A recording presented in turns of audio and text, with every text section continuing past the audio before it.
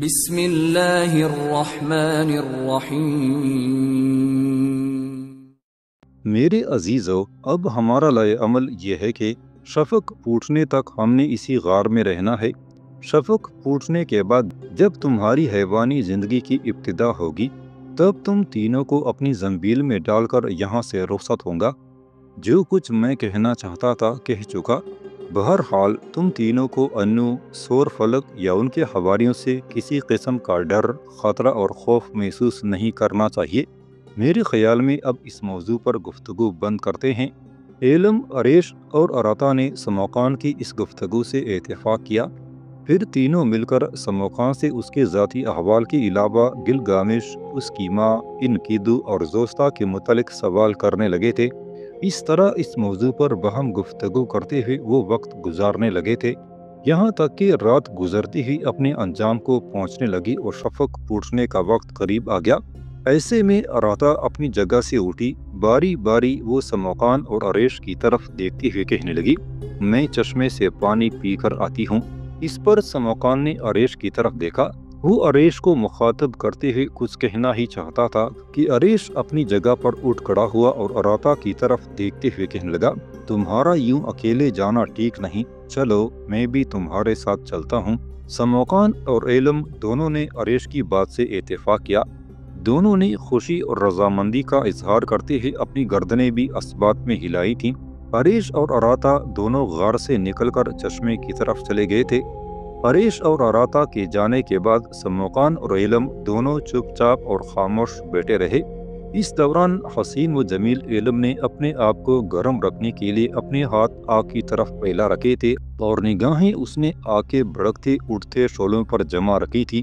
دوسری جانب سموقان اپنی جگہ چپ اور خاموش تھا، جیسے دونوں ہی اس بات کے منتظر تھے کہ تنہائی کے اس لمحے میں کون گفتگو کا آغاز کرے۔ کافی دیر تک جب دونوں خاموش رہے تب گفتگو کا آغاز ایلم نے کیا۔ ایک قسم کی تڑپ، ایک طرح کی بے تابی میں اس نے سموقان کی طرف دیکھا، پھر اس کی آواز غار میں گونجی تھی، سموقان میرے محسن، کیا میرے بھائی عریش اور اراتا نے آنے میں دیر نہیں کر دی؟ چشمہ غار کے بالکل قریب ہی تو ہے، انہیں واپس آنے میں دیر نہیں کرنی چاہیے تھی۔ میں ان کے متعلق فکر مند ہوں، میرے دل میں ان کے لیے عجیب سے وسوسے اور اندیشے اٹھ رہے ہیں۔ کیا ایسا ممکن نہیں کہ میں اور آپ دونوں غار سے باہر نکل کر ان دونوں کی خبر گیری کر لیں؟ ان دونوں کے متعلق سموقان شاید خود بھی تفکرات میں کھویا ہوا تھا۔ ایلم کی گفتگو نے اسے فکر مند کر دیا تھا، اس کے چہرے پر پریشانی کے آثار نمودار ہوئے تھے۔ پھر وہ تڑپ کر اپنی جگہ پر اٹھ کھڑا ہوا تھا اور ایلم کی طرف دیکھتے ہوئے کہنے لگا، ایلم، تم اگر مجھے مخاطب نہ کرتی تو جن اندیشوں کا اظہار تم نے کیا ہے ایسے ہی خطرات کا اظہار میں تم سے کرنے والا تھا۔ تم یہیں بیٹھو، میں باہر جاتا ہوں اور ان دونوں کو دیکھتا ہوں۔ اس پر ایلم فوراً اٹھ کھڑی ہوئی اور کہنے لگی، نہیں، اس غار کے اندر میں اکیلی نہیں رہوں گی، اس طرح خطرات سے دوچار ہو سکتی ہوں۔ میں سمجھتی ہوں کہ اگر میں آپ کے ساتھ رہوں گی تو میں محفوظ ہوں۔ ایلم کی اس گفتگو نے سموقان کو اور زیادہ متفکر اور پریشان کر دیا تھا۔ غار کے دہانے کی طرف جاتے ہوئے وہ رک گیا، پھر وہ ایلم کی طرف بڑھا اور کہنے لگا، ایلم، تم نے مجھے زیادہ تفکرات میں ڈال دیا ہے۔ دیکھ، عریش اور اراتا دونوں کو اب تک لوٹ آنا چاہیے تھا۔ اگر وہ کسی مصیبت سے دوچار ہو گئے ہیں تو میں تمہیں یقین دلاتا ہوں کہ یہ مصیبت ساحر انو یا اس کے گماشتوں کی طرف سے ہے۔ اگر ہم دونوں غار سے باہر نکلتے ہیں اور خود انو، سور فلک یا ان کا کوئی آدمی ہمارے خلاف حملہ آور ہوتا ہے تو تم یہ کام کرنا کہ میری پشت پر رہنا، میں اپنی اور تمہاری حفاظت خوب کروں گا، اور اگر ان میں سے کوئی اپنی سری قوتوں کو ہمارے خلاف استعمال کرتا ہے تب بھی تم میری پشت پر رہنا، پر اپنے ہاتھ سے میرے جسم کے کسی حصے کو چھو کر رکھنا، یا میرے کندھے پر ہاتھ رکھنا یا میری پیٹھ پر اپنا ہاتھ جما لینا۔ اس طرح مجھے امید ہے کہ میرے پاس جو اسم اعظم اور دوسرے علوم ہے ان کی بنا پر میرے ساتھ تم بھی ان کی سری قوتوں کے حملوں سے محفوظ رہوگی۔ ایلم نے سموقان کو اس کی ہدایات پر پوری طرح عمل کرنے کی یقین دہانی کرائی۔ پھر اس کے بعد دونوں غار سے نکلے، چشمے پر آئے۔ انہوں نے دیکھا وہاں کوئی بھی نہیں تھا۔ یہ صورتحال یقیناً ایلم اور سموقان کے لیے پریشان کن تھی۔ चश्मे पर खड़े होकर समोकान ने दो एक बार किसी कदर धीमी आवाज में अरेश और अराता को पुकारा। जब उसे जवाब में कुछ सुनाई न दिया तब समोकान फिक्रमंद हो गया था। थोड़ी देर तक उसने अपनी निगाहें चश्मे के पानी पर जमाए रखी, जो एक झनकार के साथ कोहिस्तानी सिलसिले के ऊपर से बस्ती की तरफ जा रहा था। फिर वो चौंक सा पड़ा, न जाने उसे क्या हुआ। अचानक उसने एलम का हाथ पकड़ा, फिर एलम को उसने एकदम अपने दोनों बाजों पर उठाया और पूरी रफ्तार से गार की तरफ भागा था। एलम की समझ में कुछ न आ रहा था कि समोकान ने ऐसा क्यों किया है। गार में दाखिल होने के बाद समोकान ने आके अलाव के पास एलम को डाला। अपनी जंबील में हाथ डालते हुए उसने इसमें आजम अपने बाएं हाथ में ले लिया था। एक झटके के साथ उसने अपनी तलवार बेनियाम कर ली थी और गार के मुंह पर आन खड़ा हुआ था। एलम समझ गई थी कि जरूर अन्नू की तरफ से किसी किस्म के खतरे को समोकान ने भांप लिया है। उसे ये भी यकीन हो गया था कि उसका भाई अरेश और उसकी मनसूबा अराता फिर अन्नू और उसके साथियों के हत्थे चढ़ गए हैं। इन ख्यालात ने उसे पहले से भी ज्यादा मुतफिकर, गमगीन और परेशान कर दिया था। समोकान कुछ देर तक गार के दहाने पर उसी तरह खड़ा रहा।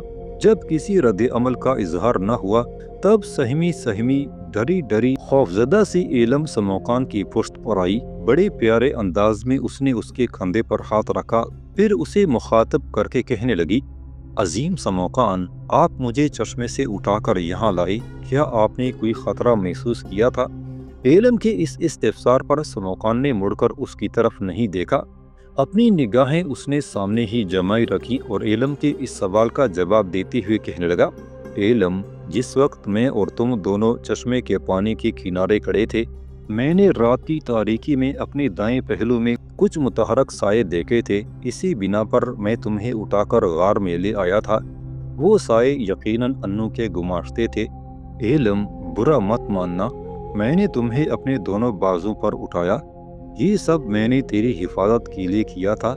यहाँ तक कहते कहते समोकान को खामोश हो जाना पड़ा, इसलिए कि बीच में एलम बोल पड़ी, अजीम समोकान, आपको इस सिलसिले में मुआज़रत ख्वाही करने की ज़रूरत नहीं है। आप मुझे अपने दोनों बाजों पर उठाकर लाए, ये आपका मुझ पर गोया बहुत बड़ा एहसान है। इसके लिए मैं आपकी हमेशा शुक्रगुजार और ममनून रहूँगी। लेकिन मैं परेशान हूँ, जिन सायों को आपने देखा वो हमारे ताक़ुब में इस गार तक क्यों नहीं आए?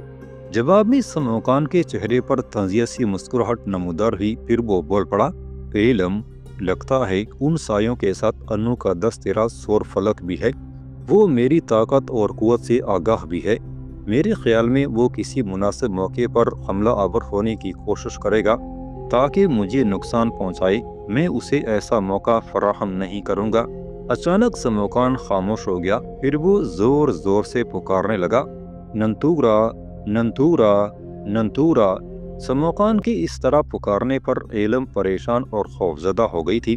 थोड़ी ही देर बाद समोकान की इस पुकार का रद्द अमल जाहिर हुआ, इसलिए कि गार के दहाने के पास खुलती हुई आग का वही बगोला नमूदार हुआ था जिसके अंदर नंतूरा रख से खुना थी। आग का बगोला तूफानी अंदाज में चक्कर काटता हुआ गार के दहाने के सामने आन खड़ा हुआ था। उस बगोले को देखते हुए एलम दंग रह गई थी, जबकि समोकान के चेहरे पर उस बगोले को देखते हुए एक इत्मीनान बख्श मुस्कुराहट थी। फिर बगोले के अंदर से नंतूरा ने अपनी शीरी मुस्कुराहट बिखेरते हुए और शहद बिखेरती आवाज में पूछा, समोकान, क्या इस गार में तुम्हारे लिए कोई खतरा है? समोकान ने नंतूरा की तरफ गौर से देखते हुए फिर कहना शुरू किया, नंतूरा, मैं इन तीनों को साहिर अन्नू की असीरी से निकालकर इस गार में लाया था। आरेश और अराता दोनों चश्मे पर पानी पीने गए थे। मेरे ख्याल में वो अन्नू के साथियों के हत्थे चढ़ गए हैं। मेरे ख्याल में अन्नू के साथी इर्द गिर्द मंडला रहे हैं। ये मेरे पीछे एलम खड़ी है, इसकी तरफ देखो, यही बालबक के बादशाह लोगल बांदा की बेटी है। फिर समोकान ने मुड़कर एलम की तरफ देखा, उसे मुखातब करके कहने लगा, एलम, ये जो मेरे सामने आके बगोले के अंदर लड़की है, यही नंतूरा है। ये मेरी मोहसना है। यूं जानो कि ये मेरे लिए मेरे खुदावंद कुद्दूस की तरफ से एक इनाम, एक तोहफा है। एलम की तरफ से रुख फेरने के बाद समोकान दोबारा नंतूरा से मुखातब हुआ, नंतूरा, देख, मैं एलम के साथ यहाँ से बाएं तरफ لگ بھگ 10 میل کے فاصلے پر ایک سرائے ہے، اس کا رخ کروں گا۔ اس دوران مجھ پر اور ایلم پر نگاہ رکھنا، سامنے کا حصہ میں خود سنبھال لوں گا۔ پشت کی طرف سے مجھ پر اچانک کوئی حملہ آور ہونے کی کوشش کرے تو مجھے اطلاع کرنے کے ساتھ ساتھ میری حفاظت کا سامان بھی کرنا۔ جواب میں ننتورا کے چہرے پر مسکراہٹ نمودار ہوئی تھی۔ آپ کے آلاؤ کے اندر اس کے چہرے پر ایک عزم کے آثار نمودار ہوئی۔ پھر اس کی آواز سنائی دی، سموکان، تمہیں فکر مند ہونے کی ضرورت نہیں ہے، شفق پھوٹنے والی ہے۔ میرے خیال میں تم غار سے نکلو اور ایلم کے ساتھ اس سرائی کی طرف کوچ کرو جس کی تم نے نشاندہی کی ہے۔ میں تمہاری پشت کی طرف سے حفاظت کروں گی، بلکہ اگر سامنے کی طرف سے کوئی آیا تو اسے بھی بکھیرتی چلی جاؤں گی۔ جہاں تک کہتے کہتے ننتورا کو خاموش ہو جانا پڑا، اس لیے کہ عین اسی وقت مشرق سے شفق پھوٹی تھی اور ان دونوں کے دیکھتے ہی دیکھتے ایلم جو اس وقت سموکان کی پشت پر کھڑی ہوئی تھی پلک جھپکتے میں ایک سفید بلی میں تبدیل ہو گئی تھی۔ جو ہی ایلم بلی میں تبدیل ہوئی، اس نے ایک چھلانگ لگائی، پہلے سموکان کے کندھے پر بیٹھی، پھر سموکان کی چمڑے کی اس زنبیل کے اندر چلی گئی تھی جو سموکان نے اپنے کندھے پر لٹکا رکھی تھی۔ ایلم کے اس رد عمل پر سموکان کے چہرے پر مسکراہٹ نمودار ہوئی تھی۔ پھر اس نے ننتورا سے کہا، ننتورا، شفق پھوٹ چکی ہے، ایلم کی حیوانی زندگی کی ابتدا ہو چکی ہے۔ تم نے دیکھا کہ تیرے دیکھتے ہی دیکھتے ایلم میری زنبیل میں چلی گئی ہے۔ یہ بات میں نے اسے پہلے سے سمجھا رکھی تھی کہ جب اس کی حیوانی زندگی کی ابتدا ہو اور دشمن کی طرف سے خطرہ ہو تو وہ میری زنبیل میں چلی جایا کرے۔ اس نے میرے کہنے پر عمل کرتے ہوئے میری زنبیل میں پناہ لے لی ہے۔ اب میں اپنی سری قوتوں کو حرکت میں لاتے ہوئے ایلم سمیت اس سرائی کا رخ کر سکتا ہوں۔ ننتورا، میرا لائے عمل یہ ہے کہ میں سب سے پہلے ایلم کے ساتھ بالبک کا رخ کروں گا، وہاں سے اس کے باپ کو رہائی دلاؤں گا۔ شاید تم جانتی ہوگی کہ اس کے باپ کو شمالی لبنان کے بادشاہ اتانا نے بالبک کے زندان میں ڈال رکھا ہے۔ اسے زندان سے نکالنے کے بعد پہلے میں ان دونوں باپ بیٹی کو کسی محفوظ جگہ پہنچاؤں گا۔ یہ محفوظ جگہ فی الوقت جو میری نظر میں ہے صرف میرے استاد محترم پرشیتم کی حویلی ہے۔ میں ان دونوں کو وہیں چھوڑوں گا۔ اس کے بعد میں ایلم کے بھائی اریش اور اس کی منگیتر اراتا کو تلاش کروں گا۔ جب تک وہ دونوں مجھے مل نہیں جاتے اور انہیں میں انو کی اسیری سے نجات نہیں دلاتا، چین سے نہیں بیٹھوں گا۔ انہیں رہائی دلانے کے بعد پھر ہمیں یہ سوچنا ہوگا کہ ظاہر انو نے ان کی زندگی کو جو انسانی اور حیوانی حصوں میں شفق سے منسلک کر دیا ہے، اسے کس طرح دور اور دفع کیا جا سکتا ہے، اس لیے کہ یہ ایک انتہا درجے کا پیچیدہ اور اعلیٰ پائے کا سحر ہے جس کا حل، جس کا توڑ تلاش کرنا آسان نہیں ہے۔ جب تک میں ایلم کو لے کر بالبک اور پھر وہاں سے اپنے استاد محترم پرشیتم کے ٹھکانے پر پہنچ نہیں جاتا۔ سن ننتورا، تو ایک کام کرنا، اس دوران تو اریش اور اراتا کی تلاش میں نکلنا۔ اگر تو انہیں ڈھونڈنے، ان کا کھوج لگانے میں کامیاب ہو گئی تو پھر وہ جس جگہ بھی ہوں گے میں ان کی رہائی کا سامان کروں گا، اس لیے کہ جب تک میں ان دونوں کو انو کی اسیری سے نجات نہیں دلا دیتا، چین سے نہیں بیٹھوں گا۔ میرے خیال میں اب مجھے سرائی کی طرف کوچ کر لینا چاہیے۔ کیا میں تم سے پوچھ سکتا ہوں کہ وہ وقت کب آئے گا جب تم مجھے اپنی ذات کے متعلق تفصیل بتاؤ گی؟ جواب میں آگ کے بگولے کے اندر رقص کے انداز میں اپنے جسم کو بل دیتی حسین اور خوبصورت ننتورا کے چہرے پر آتشی مسکراہٹ نمودار ہوئی تھی۔ پھر اس نے سموکان کی طرف دیکھتے ہوئے بڑی میٹھی آواز میں کہنا شروع کیا، سن سموکان، جب وہ سما آئے گا تمہیں مجھ سے کہنے کی یا پوچھنے کی ضرورت پیش نہیں آئے گی۔ اول تو حالات خود ہی تم پر واضح کر دیں گے کہ میں کون ہوں، کہاں سے آتی ہوں۔ بالفرض ایسا نہ ہوا تو میں خود اس راز سے پردہ اٹھا دوں گی کہ میں کون ہوں۔ میرے خیال میں تم اب اپنی منزل کی طرف کوچ کر جاؤ، میں یہاں سے تحلیل ہونے لگی ہوں۔ اس کے ساتھ ہی آتشی بگولے نے حرکت کی۔ بڑی تیزی کے ساتھ وہ گھومتا ہوا لمحوں کے اندر سموکان کی نظروں سے اوجھل ہو گیا تھا۔ اس موقع پر سموکان نے بھی اپنے ہاتھ فضا میں بلند کیے، اپنی سری قوتوں کو وہ حرکت میں لایا۔ اس کے بعد وہ دھوئیں کی طرح فضا میں تحلیل ہو گیا تھا۔ چند ہی ساعتوں کے بعد سموکان سرائے میں اپنے کمرے کے سامنے نمودار ہوا۔ اپنے کمرے کا دروازہ اس نے کھولا۔ اس وقت تک مشرق سے سورج طلوع ہو رہا تھا۔ دروازہ کھول کر وہ اندر داخل ہوا۔ زنبیل اتار کر اس نے مسہری پر رکھی، پھر اس نے زنبیل کا منہ پوری طرح کھول دیا، جس میں سے سفید رنگ کی بلی نے، جو حقیقت میں ایلم تھی، اپنا منہ باہر نکالا۔ بڑی غور سے سفید رنگ کی اس بلی نے سموکان کی طرف دیکھا۔ اس کے بعد بڑی تیزی اور پھرتی سے بلی باہر آ گئی تھی۔ سموکان نے اس کے سر پر ہاتھ پھیرا۔ جواب میں بلی، جو ایلم تھی، کبھی اپنا چہرہ اور کبھی اپنی دم سموکان کے ٹانگوں پر رگڑتی۔ اسے اٹھا کر سموکان نے مسہری پر بٹھایا، پھر اس کی طرف دیکھتے ہوئے کہنے لگا، ایلم، تم یہاں بیٹھو، میں اپنے لیے کھانا اور تمہارے لیے دودھ لے کر آتا ہوں۔ جواب میں ایلم نے منہ سے بڑی عجیب طرح کی آوازیں نکالیں، پھر وہ اچھلی اور سموکان کے کندھے پر ہو بیٹھی تھی۔ سموکان سمجھ گیا کہ وہ وہاں اپنے لیے خطرہ محسوس کرتی ہے، لہٰذا اسے کندھے پر بٹھائے ہی بٹھائے سموکان اپنے کمرے سے نکل کر سرائے کے بھٹیار خانے کی طرف چلا گیا۔ اپنے لیے اس نے کھانا اور ایلم کے لیے دودھ حاصل کیا۔ بھدی سی ایک میز پر بیٹھ کر اس نے کھانا شروع کیا۔ ساتھ والی نشست پر اس نے دودھ رکھ دیا تھا اور اس نشست پر بیٹھ کر ایلم دودھ پینے میں مصروف ہو گئی تھی۔ سموکان ابھی کھانا کھا ہی رہا تھا کہ سرائے کا مالک اس کے پاس آیا۔ تھوڑی دیر تک وہ مسکرا کر سموکان کی طرف دیکھتا رہا۔ اس کے بعد اس کی نگاہیں تھوڑی دیر کے لیے ایلم پر جم کر رہ گئی تھی۔ تھوڑی دیر تک وہ مسکراتا رہا، پھر وہ سموکان کو مخاطب کر کے کہنے لگا، میرے محترم، میرے عزیز مہمان، یہ تو نے بلی بڑی خوبصورت اور اعلیٰ پائے کی پال رکھی ہے۔ جس وقت تم سرائے میں قیام کرنے آئے تھے یا جس وقت تم نے گھوڑوں کے متعلق میرے ساتھ گفتگو کی تھی، اس وقت تمہارے پاس یہ بلی تو نہ تھی۔ میں نے اپنی زندگی میں ایسی خوبصورت، ایسی اچھی نسل کی بلی نہیں دیکھی۔ کیا تم اسے بیچنا پسند کرو گے؟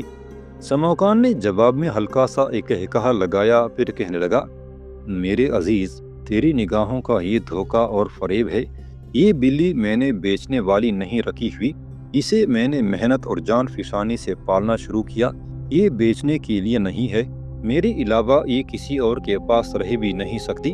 جواب میں سرائے کے مالک نے تیز نگاہوں سے دیکھا اور پھر کہنے لگا، رکھنے کو تو میں رکھ لوں گا، تم بیچنے کے لیے ہاں کرو، کیا میں اسے ہاتھ لگا کر دیکھ سکتا ہوں؟ سموکان کے جواب دینے سے پہلے ہی سرائے کا مالک آگے بڑھا، دونوں ہاتھ بڑھاتے ہوئے چاہتا تھا کہ ایلم کو پکڑے۔ ایلم پہلے غرائی، پھر اس طرح سرائے کے مالک کی طرف بڑھی کہ سرائے کا مالک دہشت زدہ ہو کر پیچھے ہٹ گیا تھا۔ سموکان نے ایک کہا لگایا، پھر کہنے لگا، دیکھا اس عجیب و غریب بلی کا رد عمل، یہ میری پالی ہوئی ہے، میری ستائی ہوئی ہے۔ اگر تم اسے ہاتھ لگاتے تو یاد رکھنا یہ تمہیں بری طرح زخمی کر کے رکھ دیتی۔ کیا اب بھی تم دعویٰ کرتے ہو کہ تم ایسی بلی رکھ سکتے ہو؟ سرائے کا مالک خوفزدہ ہو گیا تھا، کہنے لگا، نہیں، میں ایسی بلی رکھنا پسند نہیں کروں گا۔ یہ میری طرف ایسے جھپٹتی ہے جیسے کوئی انتہائی خوفناک چیتا حملہ آور ہونے کی کوشش کرتا ہے۔ یہاں تک کہنے کے بعد سرائے کے مالک نے گفتگو کا رخ بدلا، میرے عزیز، تو نے مجھے گھوڑوں کے لیے کہا تھا، اس تاجر کو میں بلاتا ہوں، اگر تم کہو تو میں اسے یہیں لے آؤں۔ سموکان اس کی طرف دیکھتے ہوئے کہنے لگا، اس تاجر کو تم باہر ہی روکو، کھانا کھا کر باہر آتا ہوں، پھر اس سے بات کرتا ہوں۔ اس کے ساتھ ہی سرائے کا مالک باہر نکل گیا تھا۔ کھانا کھانے کے بعد سموکان اٹھ کھڑا ہوا، ایلم کو اٹھا کر اس نے کندھے پر بٹھا لیا، پھر وہ بھٹیار خانے سے نکلا۔ اس نے دیکھا کہ سرائے کا مالک ایک شخص کے ساتھ کھڑا باتیں کر رہا تھا۔ سموکان نے اندازہ لگا لیا کہ یہی شخص گھوڑوں کا سوداگر ہوگا، لہٰذا ان دونوں کے قریب گیا اور ان سے اس نے پرجوش مصافحہ کیا۔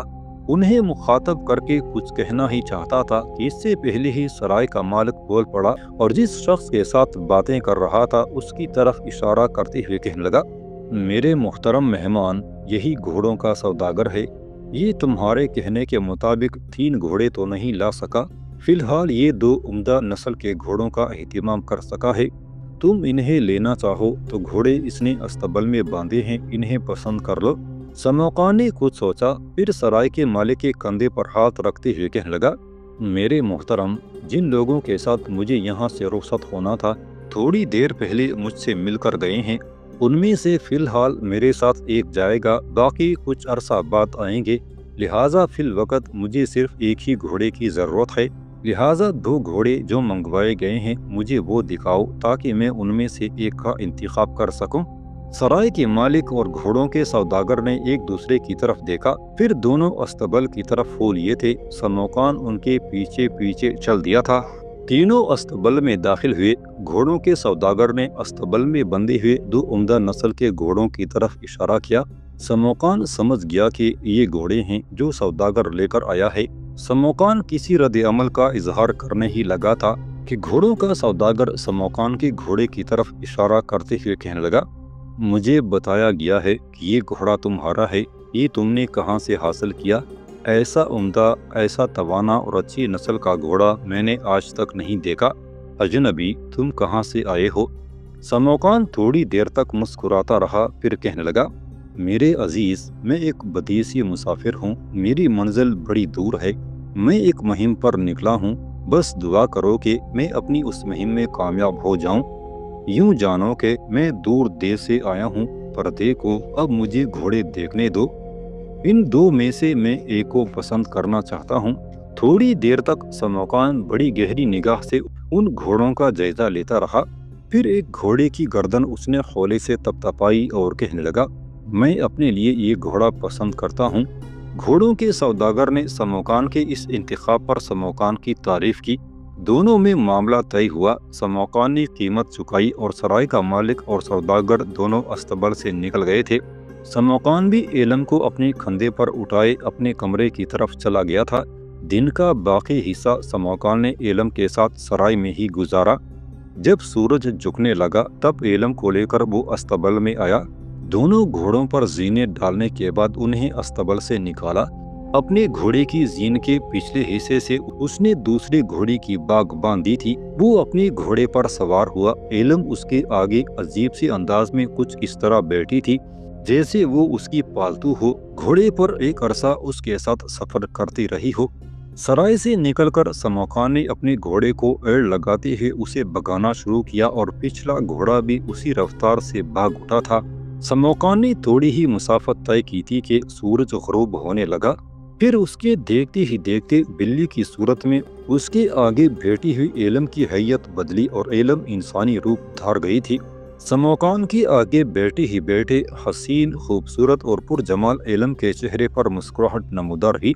फिर वो समोकान की आंखों में आंखें डालती हुई कहने लगी, मेरे मेहरबान, मेरे मोहसन, मैं आपका शुक्रिया अदा करती हूँ। आपने सराय में मेरी बड़ी खिदमत की।